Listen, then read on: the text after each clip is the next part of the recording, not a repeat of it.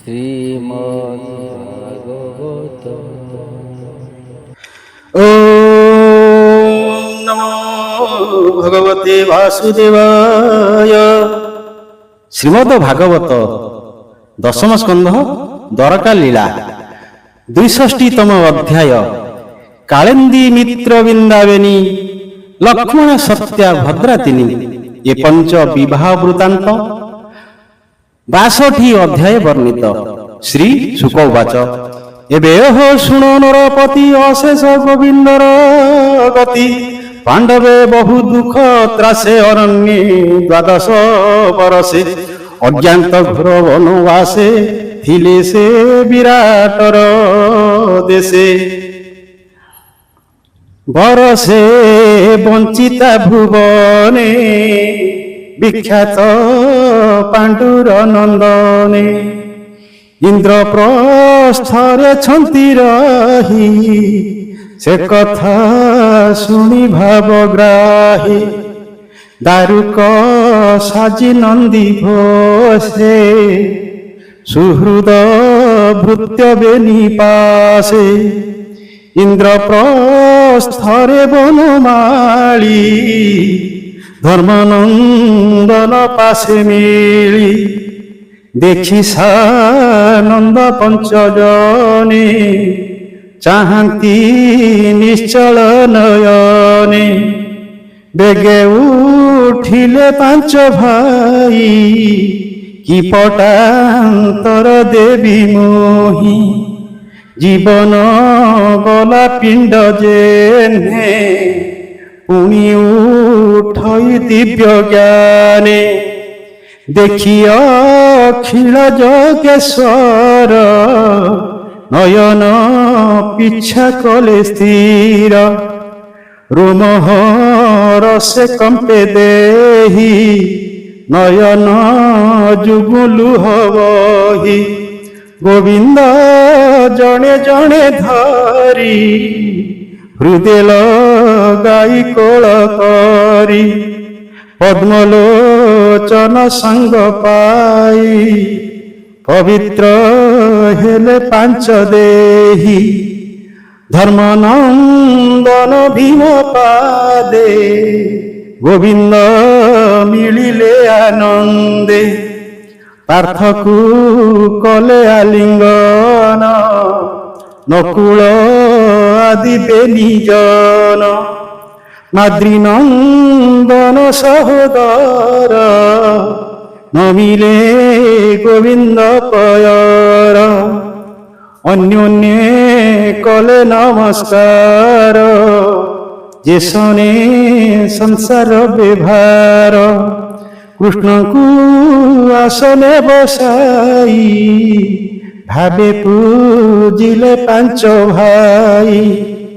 দ্রৌপদী থিলা পুর মধ্যে কৃষ্ণ আগমনে আনন্দে। নূতন কন্যা লাজ ভরে নমিলা শ্রীকৃষ্ণ পয়রে। সাত্যকী কর করে ধরি শ্রীকৃষ্ণ তুলে পূজা করি। যেতেক থিলে কৃষ্ণ সঙ্গে পূজিলে সর্বে অনুরাগে। কুন্তি যে থিলা পুর দেশে হা কৃষ্ণ বলি স্নেহ বসে। আনন্দে পাণ্ডব জননী হস্তরে উপায়ন ঘেনি। মিলিলা শ্রীকৃষ্ণর আগে দ্রৌপদী তুলে অনুরাগে। লোকবে ভারে দামোদর নমিলে কুন্তির পয়র। কুন্তি গোবিন্দে কোଳ କରି তোଳିলা বেনি ভুজ ধরি। বন্ধুକୁ কুশল প্রশ্ন করি দ্রৌপদী কর করে ধরি। মুকুন্দ বদন নাই କହନ୍ତି ଅଶ୍ରୁ ଜଳ ବହି। ଯେମନ୍ତେ କ୍ଲେଶ ବନବାସେ ବଞ୍ଚିଲେ ଦ୍ୱାଦଶ ବରଷେ। ତାହା ସୁମରି କୁନ୍ତି କାନ୍ଦେ ମନ ନିବେଶି କୃଷ୍ଣ ପାଦେ। ହେ କୃଷ୍ଣ ତବ ଦର୍ଶନ କୃତାର୍ଥ କଲା ମୋ ନୟନ। ହସ୍ତିନାପୁରେ ଦୁଃଖ ସହି ସ୍ୱାମୀ ମରଣେ ଥିଲି ମୁହିଁ। ତୁ ନାଥ ଅକ୍ରୂର କୂପେଶୀ ମୋର କୁମରଙ୍କୁ ଆଶ୍ୱାସୀ। ସେଦିନୁ ଦୁଃଖ ମୋ ଦହନ ଏବେ ଦେଖିଲି ତୋ ବଦନ।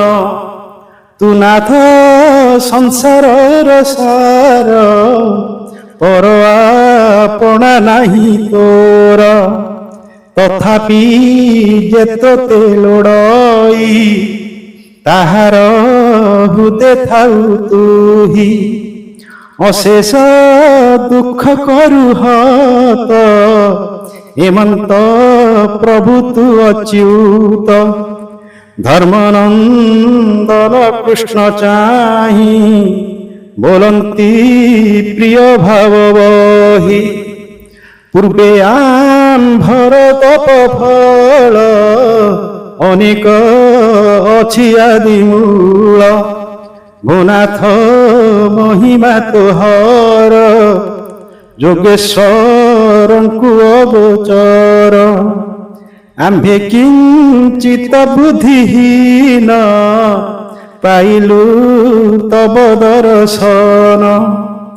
ଏମନ୍ତେ ଭକତ ବିଶ୍ୱାସେ କୃଷ୍ଣ ପରମ ଅନତୋଷେ।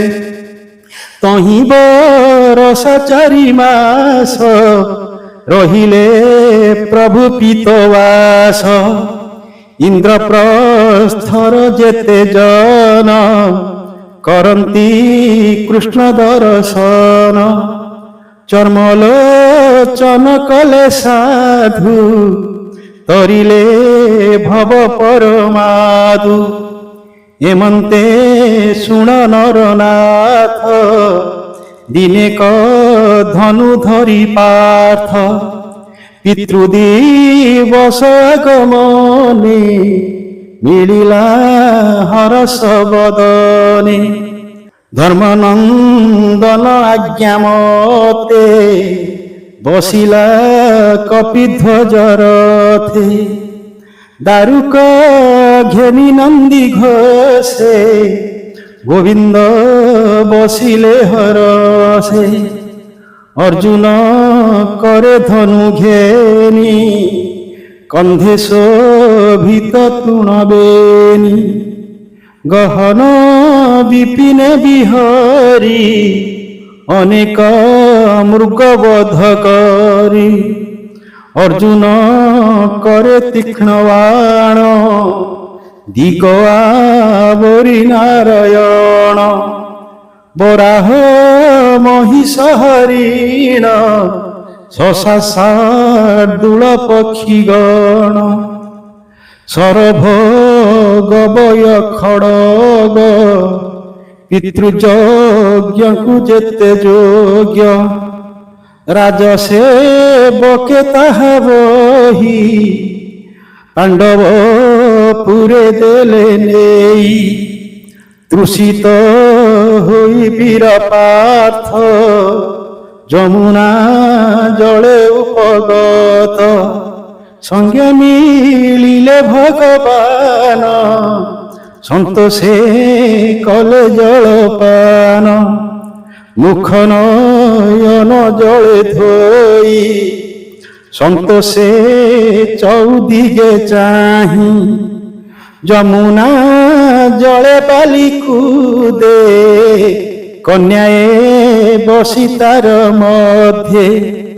তপ করই সূর্যে চাহি তারূপ পারিব কে কহি। ଅତି ସୁସଞ୍ଚ ଚାରୁ ବେଶ ମୋହଇ ବନଗିରି ଦେଶ ଦେଖିଛ କିତ ଭଗବାନ ଚାହିଁଲେ ଅର୍ଜୁନ ବଦନ ବୋଲନ୍ତି ଦେଖ ରୂପ ରାଶି କାନନୀ ନଦୀ କୂଳେ ବସି ତପ କରଇ କିବା ସଧେ ନିର୍ଜନେ ଘୋର ବନ ମଧ୍ୟେ କୃଷ୍ଣ ବଚନେ ପାଣ୍ଡୁ ବଳା କନ୍ୟା ସମୀପେ ବିଜେ କଲା ପୁଛଇ କନ୍ୟା ମୁଖ ଚାହିଁ ତୋ ରୂପ ଦେଖିଲା ତ ନାହିଁ କାହାର ଦୁହିତା ବୋଲାଉ କିମ୍ପା ତୁ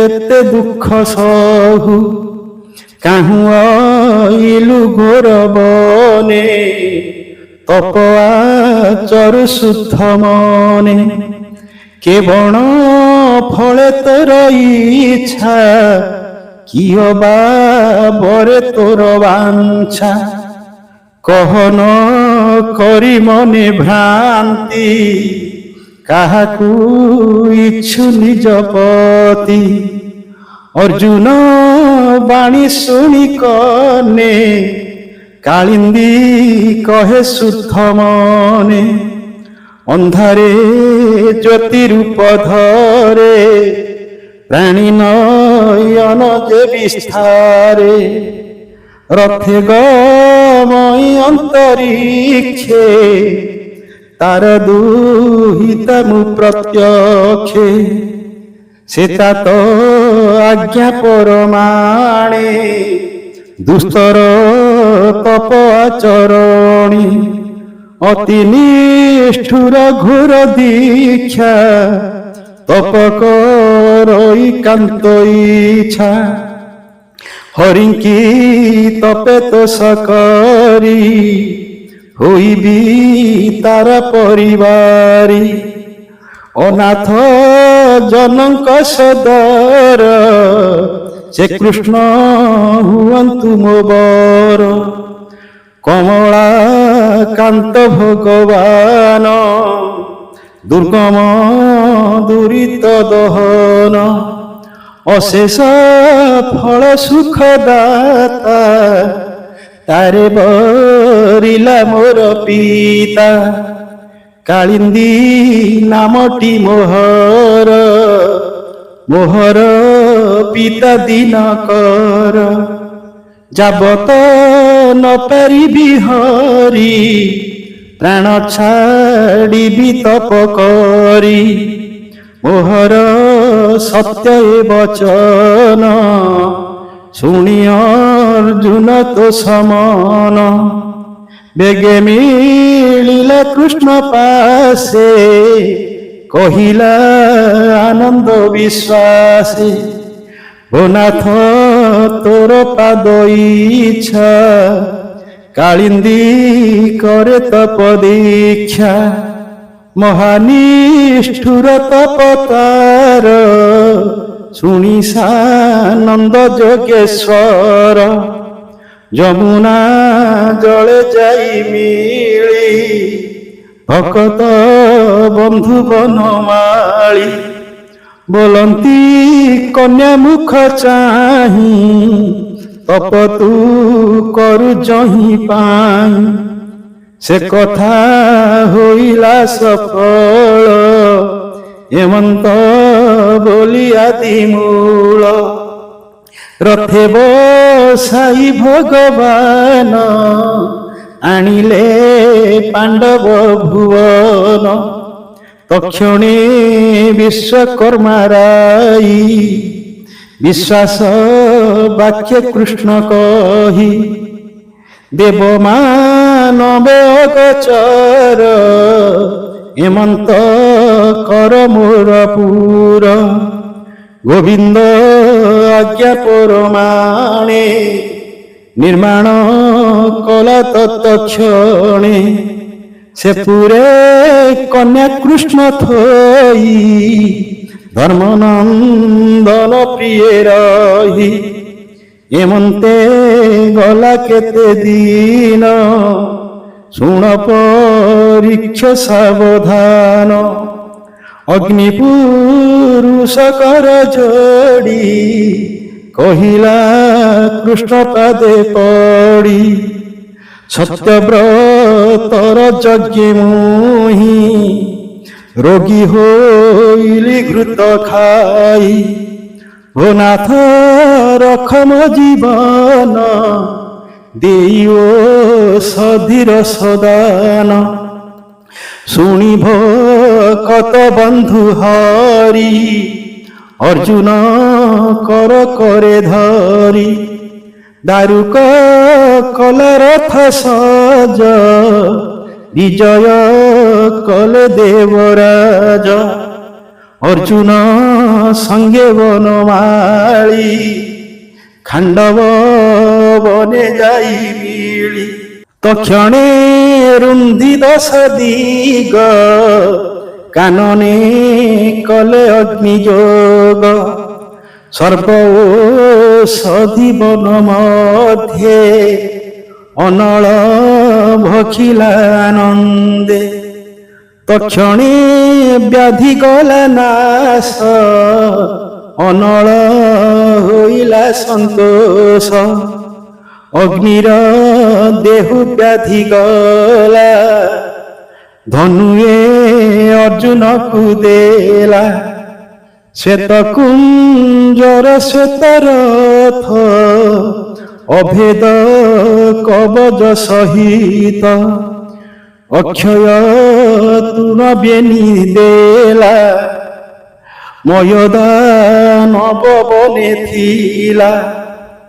ଅଗ୍ନିଦହନ କାଳେ ବନେ ଗଲା ସେ ଅର୍ଜୁନ ଶରଣେ ଜୀବନ ପାଇ ତୋଷ ହୋଇ ମାୟା ସଭାଏ ସେ ଭିଆଇ ସନ୍ତୋଷେ ଅର୍ଜୁନକୁ ଦେଲା ଶୁଣ ହୋ ଗୋବିନ୍ଦର ଲୀଳା ଯୋହିଁରା ଯୋଶୀ ଯଜ୍ଞ କାଳେ ଅନ୍ଧନନ୍ଦନ ରାଜା ମେଳେ ବସିବା ବେଳେ ହିନିମାନ ହୋଇଲା ଜଳସ୍ଥଳ ଭ୍ରମ ସେ ସଭା ଘେନି ବନମାଳି ଇନ୍ଦ୍ରପ୍ରସ୍ଥରେ ଯାଇ ମିଳି ଧର୍ମନନ୍ଦନ ମୁଖ ଚାହିଁ କହନ୍ତି ପ୍ରିୟ ଭାବ ବହି ମେଲାଣି ଦିଅ ଯିବି ଘର ତୁମ୍ଭେ ଯେ ସୋଦର ମୋହର ଏମନ୍ତେ ପ୍ରଭୁ ଭଗବାନ ସଙ୍ଗେ ଘେନାଇ ନିଜ ଜନ ଦ୍ୱାରକାପୁରେ ଗଲେ ହରି ଏବେ ହୋ ଶୁଣ ଦଣ୍ଡଧାରୀ ଉତ୍ତରାୟଣ ଶୁଦ୍ଧ କାଳେ ଶୁଭ ନକ୍ଷତ୍ର ଲଗ୍ନ ବେଳେ ଅମର ଗୁରୁ ଲଗ୍ନ ତୁଲେ କାଳିନ୍ଦୀ କନ୍ୟା ବିବାହ ହେଲେ ଉତ୍ସବ ବର କନ୍ୟା ଦେଖି ଯାଦବେ କଲେ ଧନ୍ୟ ଆଖି କାଳିନ୍ଦୀ ବିଭାର ବିଧାନ ଯେ କରେ ଶ୍ରବଣ କୀର୍ତ୍ତନ ଦୁରିତ ଦୁଃଖ ଭୟ ନାଶେ ଅନ୍ତେ ମିଳଇ କୃଷ୍ଣ ପାଶେ ସେ ହରି ପାଦେ ମନ ଦେଇ ସୁଜନେ ତର ଏହା ଗାଇ କହିଲା ବିପ୍ର ଜଗନ୍ନାଥ କୃଷ୍ଣ ଚରିତ ଭାଗବତ।